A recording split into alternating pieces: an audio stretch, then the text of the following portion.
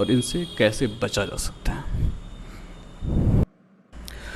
आज हम ये बताते हैं कार्डियोवैस्कुलर डिजीज़ का मेन वजह क्या है। जो हार्ट की प्रॉब्लम होती है, एंजाइना, हार्ट अटैक, मायोकार्डाइटिस, इन सब की मेन वजह क्या है। ये सब की सबसे मेन और सबसे इम्पॉर्टेंट जो रीज़न होते हैं वो हाइपरटेंशन।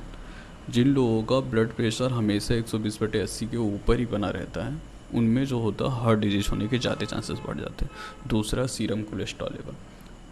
अभी हम कोलेस्ट्रॉल के बारे में पूरा डिस्कस करेंगे, लेकिन अभी इतना जान लो, सीरम कोलेस्ट्रॉल लेवल यदि शरीर में आपके सीरम में ज़्यादा होता है, कोलेस्ट्रॉल लेवल का मात्रा बढ़ना शुरू कर हो गया, आप समझ लीजिए कि आप हार्ट अटैक या कार्डियोवैस्कुलर डिजीज़ के करीब पहुंचने शुरू हो जाए। ओबेसिटी, मोटापा ज़्यादा हो जाता है तभी, डायबिटीज़ मेलाइटस। और कुछ लोग जो होते हैं फिजिकल एक्टिविटी बिल्कुल नहीं करते हैं, फिजिकली इनएक्टिव रहते हैं, उनमें भी होने के चांसेस बढ़ जाते हैं। और सिगरेट स्मोकिंग जो करता है वो भी, और जो एल्कोहल लेते हैं उनमें भी ये कार्डियोवैस्कुलर डिजीज़ होने के चांसेस बढ़ जाते हैं।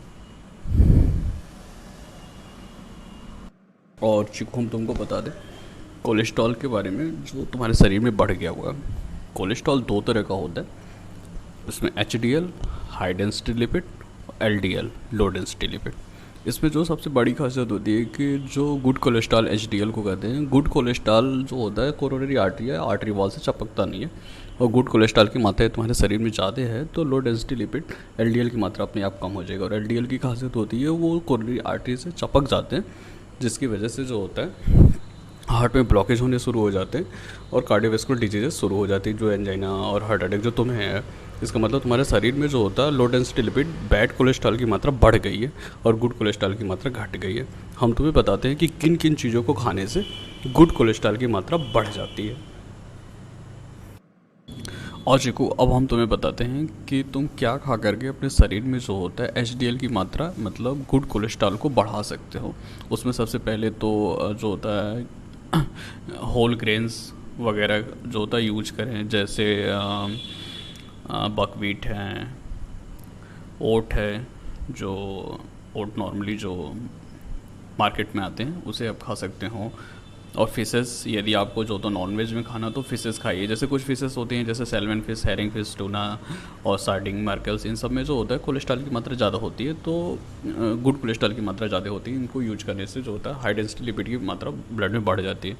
यदि जो होता है, यदि आप ब्लैक टी यूज करते हैं, ग्रेप्स वगैरह खाते हैं, सिट्रस फ्रूट खाते हैं, ड्राइड फ्रूट खाते हैं, एप्पल्स खाते हैं, गार्लिक खाते हैं, ग्रीन वेजिटेबल्स का यूज करते हैं, आप सीड्स खाते हैं, बीन्स खाते हैं, इन सब चीज़ों से जो होता है कोलेस्ट्रॉल, जो गुड कोलेस्ट्रॉल है वो आपके शरीर में बढ़ जाएगा।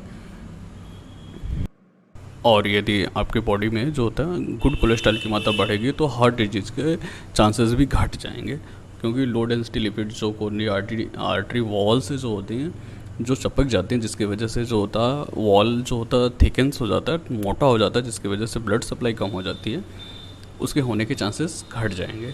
इसीलिए यदि शरीर में आपके जो होता है HDL की मात्रा बढ़ी हुई है तो कोरोनरी आर्टरी डिजीज़ होने के चांसेस कम हो जाएंगे।